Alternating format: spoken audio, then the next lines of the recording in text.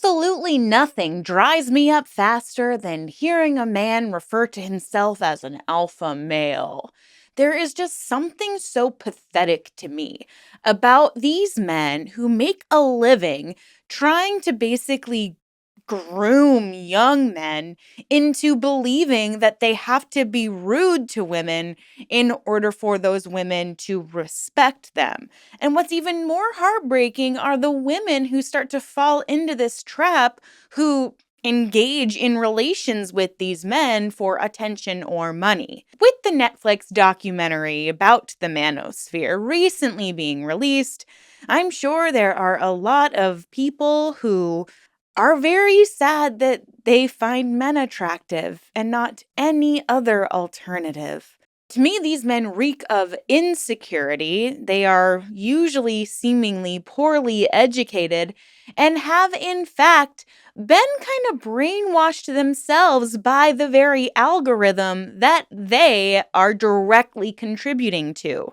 A lot of these men consider themselves to be smarter than the average person, escaping the matrix. But what they're not seeming to recognize is that they're simply not using their critical thinking enough to recognize the nuance that is required in order to understand male and female relationships. It is no longer a binary structure. We've broken free of that. And them clinging to it so desperately only shows me that they really don't have anything else to offer the world besides just trying to put other people down. And in my opinion, that is not something to be proud of. But somehow these men are proud of it. In fact, they're pretty braggadocious about it. Just in case you alpha boys don't know what braggadocious means, it means you're bragging about it. Just want to make sure that we're all on the same page here. So today we are going to break it all down. And don't worry, I'm not going to be this snarky throughout the video, but I just gotta do what these alpha men do and really try to grab you at the beginning of my video with some kind of outlandish introduction to make you watch longer, because that is literally all they are doing. So please sit back, relax, and take a deep breath. It is time to let the fresh air in.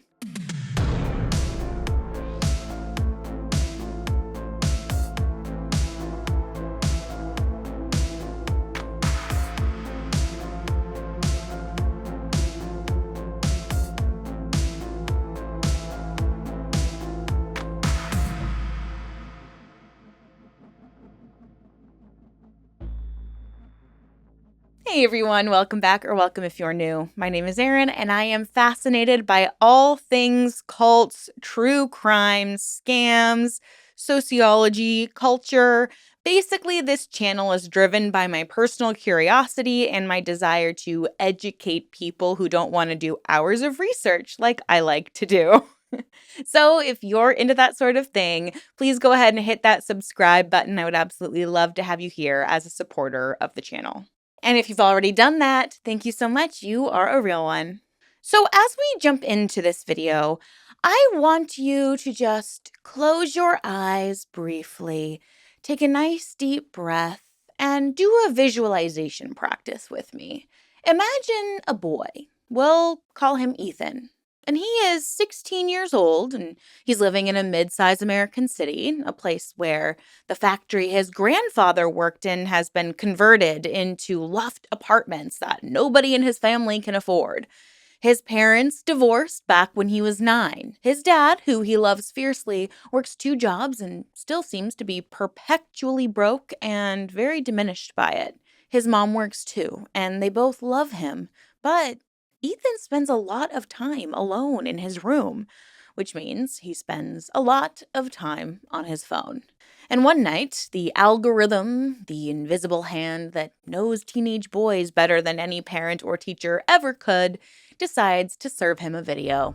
A man with a shaved head and a fitted shirt is standing in front of a Lamborghini. The man is speaking to the camera with the focused intensity of a preacher, and he's telling Ethan that the entire world has lied to him. that the system is rigged, that men like Ethan's dad, good, hard-working men, are being exploited by feminized culture that pushes masculinity and rewards weakness. That men, just like Ethan's dad, good, hard-working men, are being exploited by a feminized culture that punishes masculinity and rewards weakness. That the only way out is to become an alpha. To get strong, get rich, and stop caring what women think. And Ethan, he watches for hours. And the sad part about this is it's not hypothetical. Versions of this story are playing out in bedrooms across the United States, the United Kingdom, Australia, Canada, and beyond. The manosphere, a loose, vast, and algorithmically supercharged ecosystem of male influencers, podcasts, forums, and content creators, has become one of the most significant cultural forces shaping young men's understanding of themselves, women, and the world. And like all the most dangerous ideologies, it works because it actually starts with a real wound. So, we are going to try to scratch off the scab that has grown over that wound and interrogate rigorously and honestly. And we are going to figure out what exactly the manosphere is doing, what it's distorting, and what the sociological data actually tells us about power, gender, and the structure of modern life. Because the uncomfortable truth is this: the manosphere thrives by pointing at real pain and then misidentifying the source of it. And that misidentification has consequences that extend far beyond any one teenage boy's bedroom.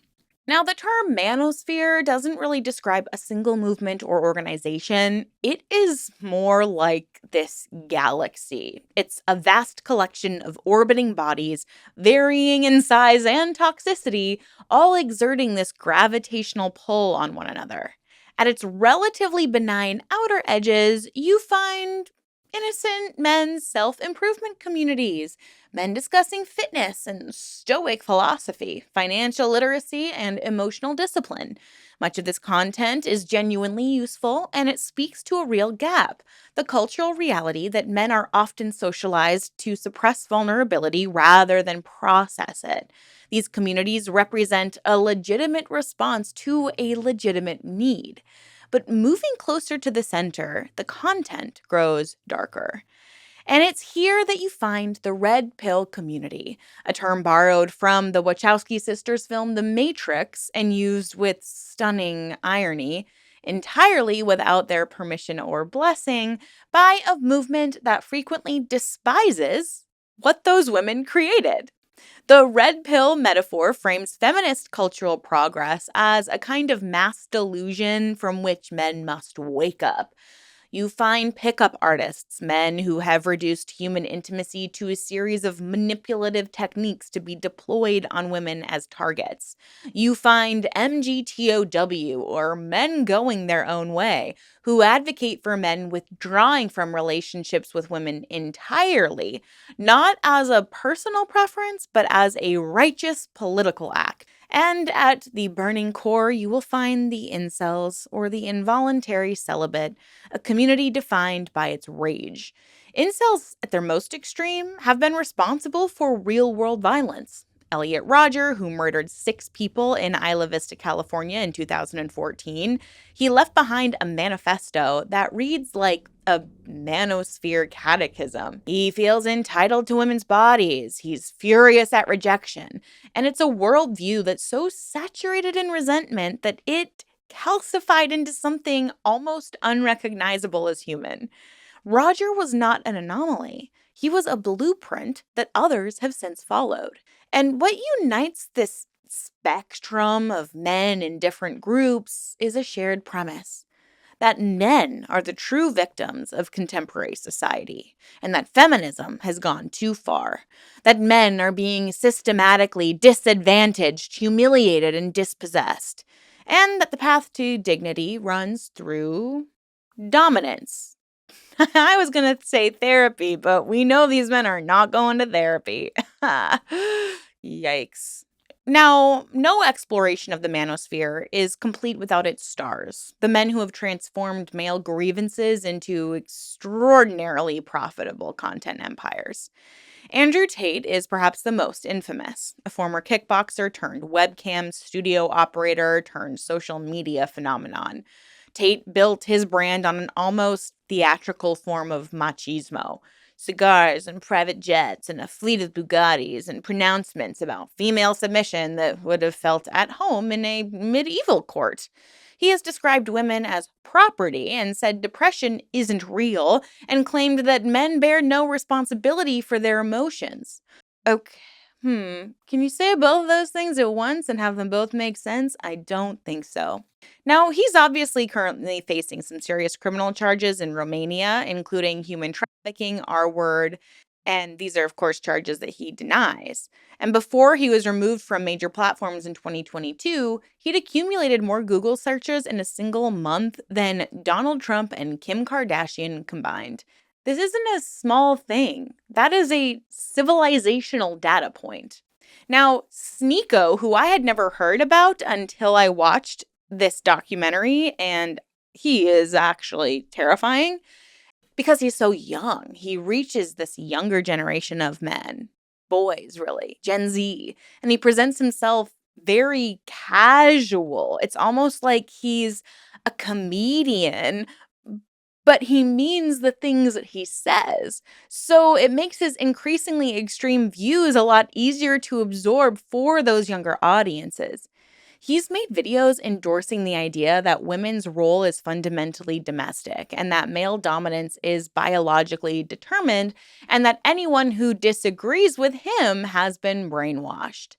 And when you listen to him talk in the new Manosphere documentary, you're like, this poor kid, he just is so misguided. It almost makes you feel bad for him in a second, but then you think about all the terrible things he's done and how he's negatively impacted lives, and you're like, never mind.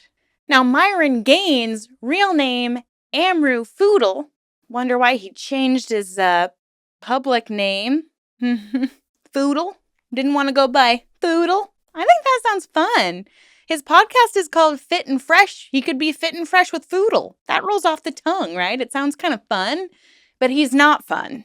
Now, his presence is a little more polished, but still equally reprehensible. But he has this production studio and a veneer of self-improvement, and he occasionally nods to black male empowerment.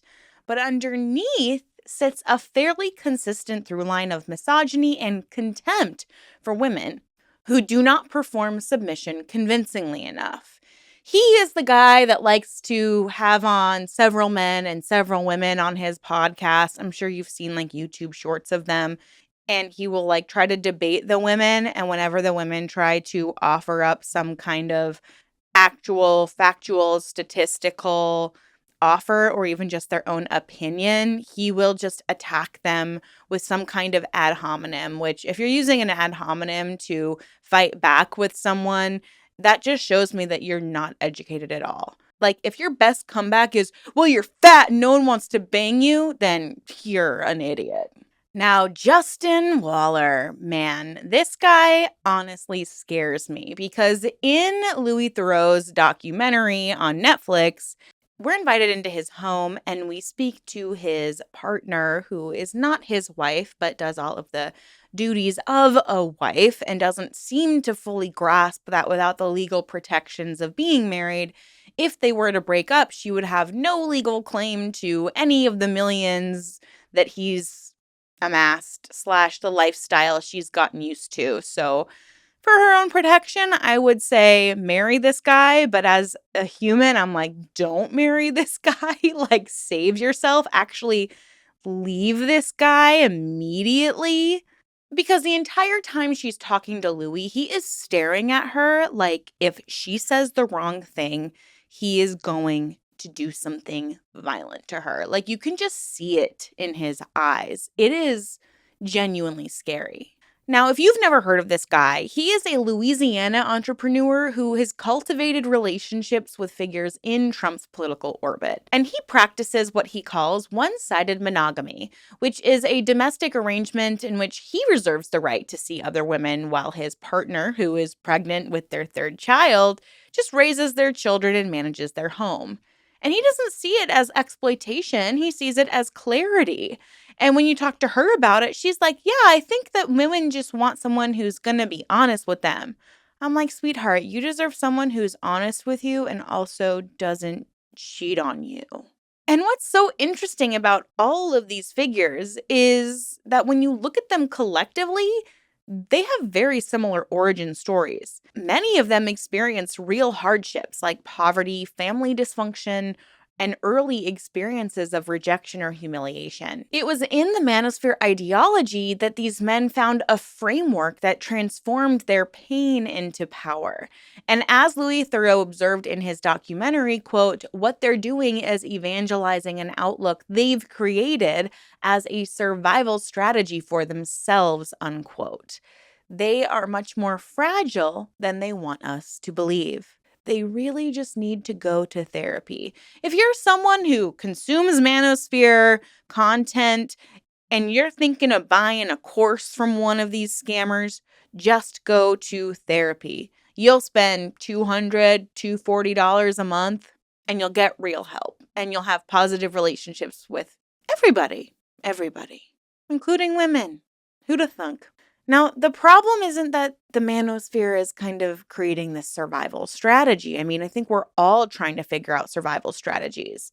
The problem is the ideology that they're building on top of it, and of course, the millions of boys who absorb it not as one man's coping mechanism, but as a universal truth. So, in order to engage seriously with the manosphere, not that I want to, but we do have to kind of understand those claims. Because dismissing all of these claims wholesale, rolling your eyes like I've done this entire video, and calling everyone involved a misogynistic and walking away can be considered intellectually lazy. And we are not lazy on this channel. Am I right? We are critical thinkers. So, obviously, there was a social pattern in some of the ideology. It just might not be very up to date. I mean, the patterns that these men are presenting to their viewers is obviously distorted beyond recognition. But the core grievances articulated across thousands of hours of content can be summarized roughly as follows: that men are falling behind educationally.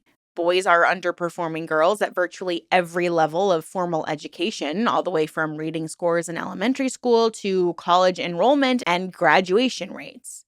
2, men are losing economically. Deindustrialization has absolutely devastated male-dominated industries. Men without college degrees, particularly in rural and post-industrial communities, have experienced catastrophic losses in income, stability, and social purpose. And 3, men are struggling psychologically. Men die by unaliving at approximately 4 times the rate of women, and this could be because men are less likely to seek mental health treatment.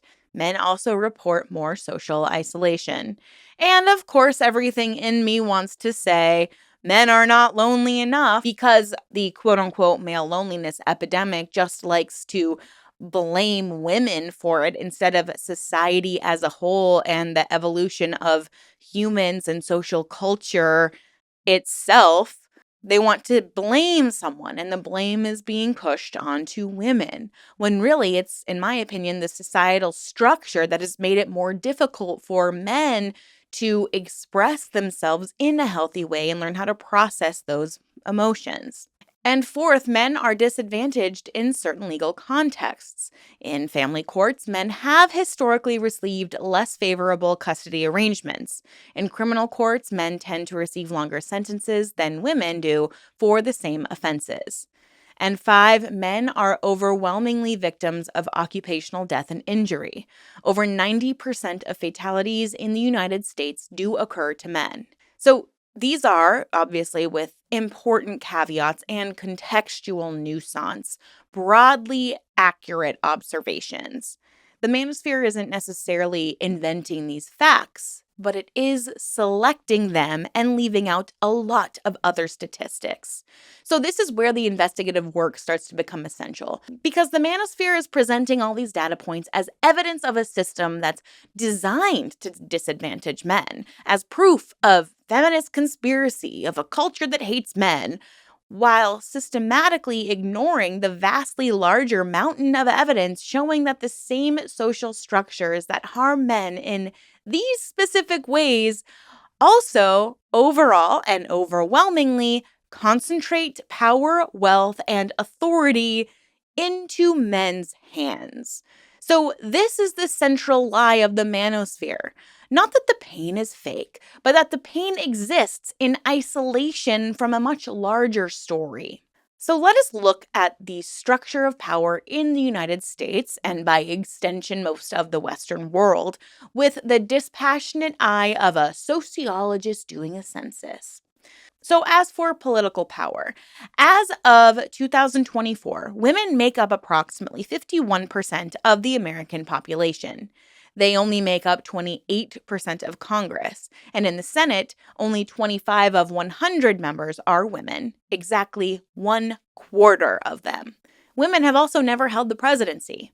They've held the vice presidency once, and of the world's 195 nations, fewer than 30 have a female head of government or state. The global average percentage of women in national parliaments sits at around 26.5%. Now, as for the corporate world, women represent approximately 10% of Fortune 500 CEOs, a record high, mind you, which has only been achieved in recent years after decades of near total male dominance. Women make up roughly 30% of senior management positions globally, despite representing nearly half the workforce. And of the wealthiest people on earth, I'm talking the ultra high net worth individuals whose assets literally shape economies and influence governments, are overwhelmingly majority men. The Forbes 2024 billionaire list was approximately 87% male. And let's talk about wealth distribution. Men control a disproportionate share of global wealth at virtually every income level above the median.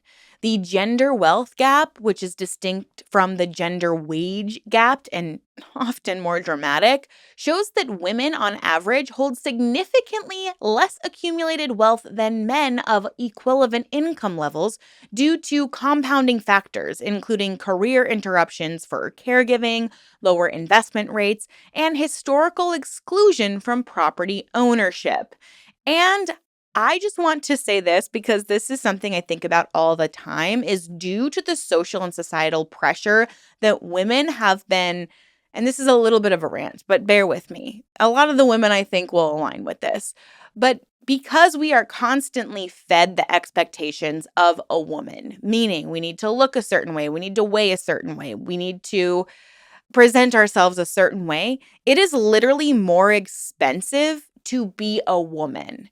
I believe that the biggest industries in the world are all catered towards women's insecurities. We buy makeup, we do our hair, we have different styling products and tools.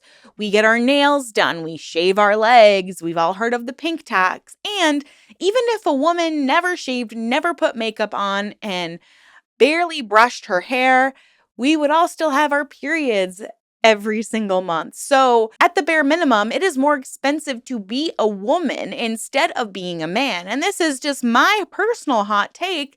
I think that because of that, women should automatically make a little bit more than men. That is just my opinion. Don't come for me in the comments, you guys. So that brings me to the actual wage gap. The overall gender pay gap in the United States sits at approximately 84 cents earned by women for every dollar earned by men when comparing all full-time workers. The manosphere loves to attack this figure by noting that it doesn't account for occupation, hours worked, and experience, which is a fair methodological critique, but when those factors are controlled, the gap narrows to roughly 94 to 98 cents on the dollar, depending on the study. But here's what the manosphere doesn't want to tell you. The reason women cluster in lower paying occupations is itself a product of gender bias. When women entered fields previously dominated by men in large numbers, think computer programming in the 60s or biology, those fields saw their wages decline relatively to comparable male dominated fields. The work doesn't become less skilled when a woman does it. The pay does. This is what sociologists call the quote, devaluation hypothesis, unquote, and decades of real research support it. Now, additionally, globally, women own less than 20% of the world's land. In many countries, the gap is far more extreme, and property rights, the actual foundation of economic independence and intergenerational wealth transfer, have been, and in many places remain, structurally oriented toward men. Now, hold all of this data in one hand. And in the other, hold the manosphere's claim that men are an oppressed class. Does the claim survive contact with the evidence? So, to be fair, I want to examine where men are genuinely disadvantaged, because this is where intellectual honesty demands that we complicate the picture a little bit. Because honestly, the criminal justice system represents a domain in which men, particularly men of color, face documented, significant, and serious disadvantages. So, men account for approximately 93% of the American prison population. And in my opinion, it is a symptom of men being afraid to actually face their feelings. And so their feelings manifest in some really dangerous activity some of the time. I'm generalizing here. Please remember there's nuance here. I'm not saying this is across the board, but it's just a working theory I have. But these men in prison, they receive roughly 63% longer sentences than women do for equivalent crimes. And this is according to research by University of Michigan law professor Sonia Starr. They're less likely to receive plea bargains. They are less likely to receive suspended sentences. And when a man and a woman commit the same crime, the man is statistically far more likely to serve time and serve more of it. And this is real and it matters, and it's worth examining why. The answer, when you look more closely, is very revealing. Men receive harsher criminal sentences not because society hates men, but because the criminal justice system is operated primarily by men and reflects the judgments of a system that has been built by men. Judgments that include, explicitly or implicitly, the belief that men are more dangerous, less sympathetic, and less in need of mercy than women. The very stereotypes that disadvantage men in family courts, men as breadwinners, not caregivers, and sentencing men as threats, not victims, are the same stereotypes that the manosphere actively reinforces and celebrates. The cage has a key, and the men in the manosphere are helping to keep it locked. Now, as for the boys' education crisis, boys are genuinely falling behind in education, and this is one of the most important and underexamined social trends of the past 2 decades. Girls have outpaced boys in reading proficiency at virtually every age level since the 90s. Women now earn approximately 60% of all bachelor's degrees in the United States, 60% of master's degrees, and more than half of doctoral degrees. So the question is, why? The manosphere's answer is simple. Schools have become feminized and boys are being punished for being boys, and the educational system has been reshaped to advantage girls. And maybe there's a kernel of truth here. Research does suggest that the shift toward more sedentary, compliance-oriented classroom styles have disadvantaged boys, who tend on average to mature somewhat later in life and struggle more with prolonged sitting and structured obedience. But the full picture is far more complex. Research by economists like David Otter shows that the boys falling furthest behind are concentrated overwhelmingly among low-income and minority communities, communities where the collapse of manufacturing and male-dominated blue-collar work has destroyed not just employment, but the social models of male success that once connected effort to reward. Boys who grow up without fathers, a result often of incarceration patterns that are themselves a result of systemic inequality, struggle more in school. Boys in communities with visible, thriving examples of male success and education do not show the same gaps. So, in other words, the educational crisis facing boys is primarily a crisis of poverty, race, and deindustrialization, not a crisis manufactured by feminism. The manosphere offers these boys a scapegoat, women, feminists, the system, when what they actually need is investment in their communities, mental health support, and engaged male role models who demonstrate that intelligence and emotional maturity are assets, not weaknesses. But perhaps the most genuinely tragic dimension of the manosphere's impact is its relationship to men's mental health, because men do suffer disproportionately from specific mental health crises. The male unaliving rate in the United States is approximately 3.9 times higher than the female rate. Men are far less likely to seek therapy, to discuss emotional pain with friends, or to process grief in social settings, or to even acknowledge depression until it has become very serious. And this honestly is a genuine emergency, and it's one that the manosphere, with its emphasis on stoicism and emotional suppression and of the valorization of toughness, actively makes worse. So the irony of this is almost unbearable. The manosphere is single-handedly hurting men. The communities that are claiming most loudly to be advocating for men are in practice reinforcing the exact cultural norms that are killing men. The ideas that you can't be weak, control your emotions, never show vulnerability, man up. These aren't survival strategies. These are prescriptions for isolation, suffering, and in too many cases, death. The sociological research on this is consistent and damning. Men who subscribe to what psychologists call traditional masculinity ideology, which are beliefs about toughness, self-reliance, and emotional control, are significantly more likely to delay mental health treatment, use alcohol as a coping mechanism, to experience severe depression, and even to attempt unaliving. The very armor the manosphere insists men must wear is what's puncturing them. Now, I think a lot of us are like, how is the manosphere even working? How are people even interested in the rhetoric being touted by these men, these figures in the manosphere? To really understand the manosphere's hold, you have to understand what sociologists call relative deprivation, which is the experience of feeling that you've lost something or that others are gaining at your expense, even when your objective circumstances haven't necessarily worsened. And in doing research for this video, this was a term I've never heard of, so I'm really excited to kind of be along with you on this part of the learning journey.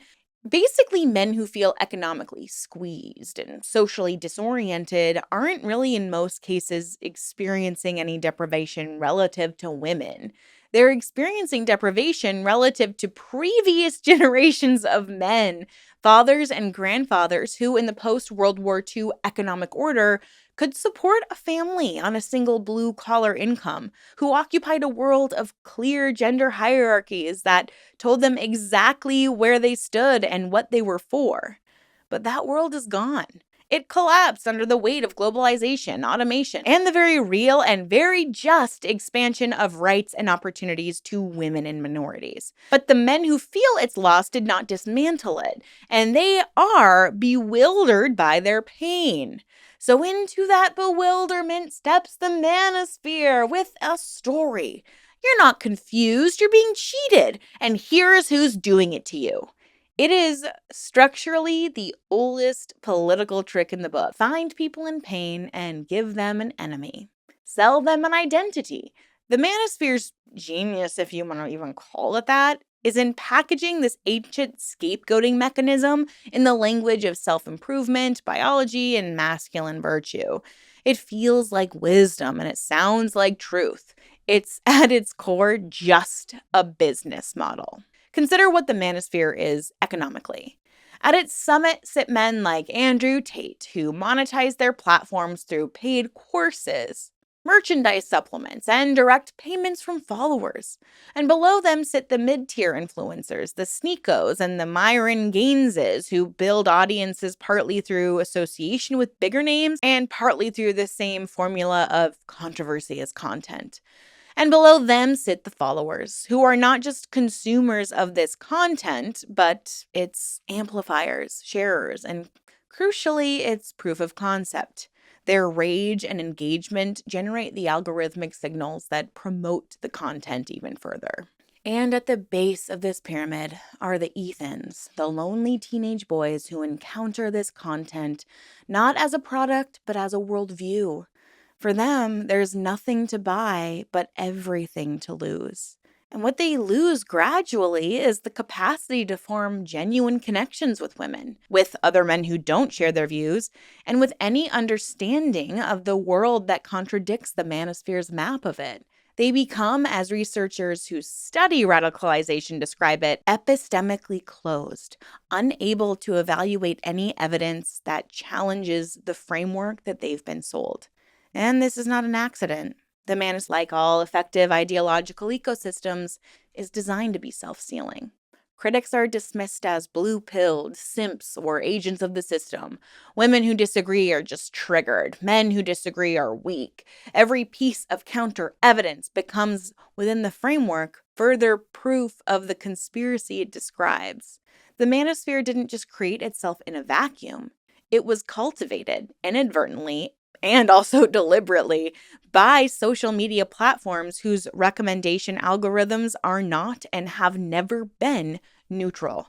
YouTube's recommendation algorithm, documented extensively by researchers, including a former Google engineer who became a whistleblower, has been shown to systematically push users towards more extreme content over time because extreme content generates more engagement, more comments, more watch time, more shares than any kind of moderate content. A teenager who watches one video about self-improvement is step by algorithmic step nudged towards increasingly radical territory. TikTok's For You page is even more aggressive, capable of detecting and exploiting emotional vulnerability with a precision that feels almost supernatural. Its algorithm knows, often before the user does, that they're lonely, bored, anxious, or feeling inadequate, and it serves them content that is calibrated to those very feelings. These platforms have made billions of dollars from the engagement that manosphere content generates. They're not passive, they are real participants. The manosphere's narrative requires that feminism has effectively won, that women now hold all the cards and that men are the oppressed, and that the playing field has tilted so dramatically against men that a wholesale counter movement is justified. But the statistics do not support this narrative, not even close. Women in the United States are far more likely than men to be killed by an intimate partner. Approximately 1 in 4 women will experience severe intimate partner violence in their lifetimes, compared to 1 in 9 men. That's more than double. Every day in America, approximately 3 women are murdered by a partner, current or former. The FBI's supplemental homicide report consistently shows that women are vastly more likely than men to be killed by someone they know and trusted. And sexual violence is not a gender-symmetric phenomenon. Approximately 1 in 5 women report experiencing R-word or attempted R-word. The figure for men, while not negligible, is approximately 1 in 71 by comparable definitions. 1 in 5 versus 1 in 71. And as for workplace discrimination, despite legal protections that have existed since the 60s, women continue to face documented bias in hiring, promotion, and compensation. Audit studies in which identical resumes are submitted with male and female names consistently show that male-named applicants are called back more often, offered higher starting salaries, and evaluated more favorably on leadership potential. A landmark study by Yale researchers found that science faculty at research universities rated a male applicant as significantly more competent and hireable than an identical female applicant for a lab manager position. And as of Dobbs versus Jackson's Women's Health Organization's decision in 2022, the constitutional right to abortion has been eliminated at the federal level in the United States. 13 states have near total abortion bans. The physical, psychological, and economic consequences of unwanted pregnancy fall entirely on women. The men who father unwanted pregnancies face no comparable legal or physiological consequences. And we've heard this buzzword so much over the last few years, but it is so accurate: the mental load. Research in time use studies and household labor consistently shows that even in dual income households where both partners work full time, women perform significantly more unpaid domestic labor and childcare than their male partners, on average, approximately an hour more per day in the United States. This is direct consequences for women's career advancement, income, and retirement savings. It represents a massive invisible tax on women's time and ambition that the market doesn't compensate. Additionally, the World Economic Forum's Global Gender Gap Report has tracked gender parity across economic participation, educational attainment, health, and political empowerment, dating back to 2006. In 2024, the report found that at the current rate of progress, it will take approximately 134 years to close the global gender gap. 134 years. Not some feminist conspiracy. This is a measurable, documented, ongoing reality for women. So, if we consider manosphere to just be a symptom, then what is the real disease? There is a genuine crisis of male identity in contemporary Western societies. The economic and social transformations of the past 50 years have been profound, and the cultural infrastructure for helping men navigate those transformations has been almost entirely absent. Women's liberation movements gave women imperfectly, incompletely, but meaningfully new stories about who they could be. But what boys and men actually need, what the research on healthy male development consistently shows, is almost the exact opposite of what the manosphere offers. They need permission to feel. Boys who are taught emotional literacy, who are allowed to process grief, fear, loneliness, inadequacy, and grow into men who are better partners, better fathers, better colleagues, and significantly less likely to die by unaliving or to even commit violence. They need real mentorship, not online gurus selling courses, but present, engaged adults, both men and women, who model complexity and growth. Boys who have consistent relationships with adult men who demonstrate both strength and vulnerability are dramatically less susceptible to radicalization. Many of the boys who are most susceptible to the manosphere recruitment are in communities where economic hope has been structurally demolished. No amount of therapeutic intervention will substitute for the reinvestment in working class communities that the past 4 decades of economic policy have systematically abandoned. Additionally, the ability to recognize manipulation, to understand that content is designed not to inform you, but to addict you, to look at a man standing in front of a Lamborghini and ask, what is this person selling? These skills aren't being taught in schools, and they're urgently needed. And, it's worth noting, because honesty demands it, that progressive culture hasn't always handled the conversation about male pain particularly well. There are spaces in which legitimate expressions of male difficulty are met with dismissal or derision, where the phrase, "but what about men," is treated as inherently defensive rather than potentially genuine. And this could be a mistake, not just because men's pain is equivalent to women's structural oppression, because it's not by any honest accounting of the evidence, but because you cannot build a genuinely just society by telling any group of people that their suffering does not deserve attention. The manosphere recruits at the exact junction between men's real pain and progressive culture's occasional failure to acknowledge that pain with compassion.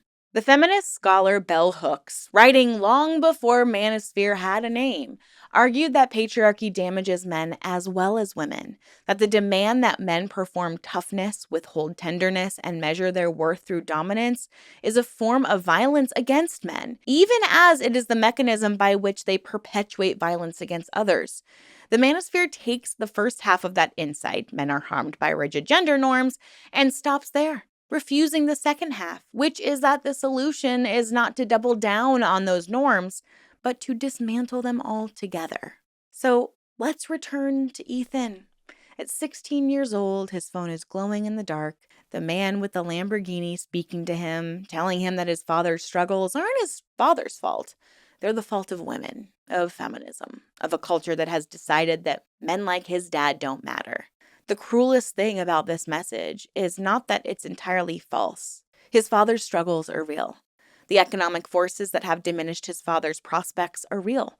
The cultural uncertainty that makes growing up male feel disorienting and rudderless is real. But the answer to real pain is not a false diagnosis. And the false diagnosis that women are to blame, that feminism is the enemy, that dominance is the cure, doesn't liberate Ethan or his father. It only isolates them further. It arms them with a worldview that will poison their relationships, close them off from connection, and ultimately reproduce the very cycles of family dysfunction and emotional unavailability that left Ethan alone in his room in the first place. The sociological data does not describe a world in which men are a persecuted class. It describes a world in which power is deeply and persistently gendered toward men at the macro level, while specific groups of men, poor men, men of color, and men in post-industrial communities, are failed catastrophically by systems that have never been designed with their well-being in mind. Those are two very different problems, so they require two very different solutions. The first conversation about structural gender inequality is the one the manosphere refuses to have. The second conversation about the specific crisis facing certain communities of men and boys is the one that mainstream progressive culture has too often neglected. And the manosphere kind of fills the space between those two failures with both rage and revenue. The answer isn't to match its rage. It's to finally have both conversations, fully, honestly, and with enough compassion to reach the Ethans before the algorithm does. Because the algorithm will not wait. It never does. Thank you all so much for watching this video. I am so eager to read the comments. Please keep them respectful.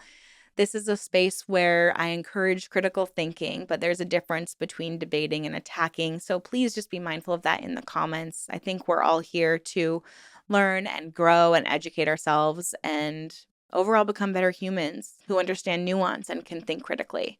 So I want to thank you all so much for watching this video. I hope you have a great rest of your week, and please stay safe out there, ask questions, and always stay skeptical. I'll see you in my next video soon. Bye.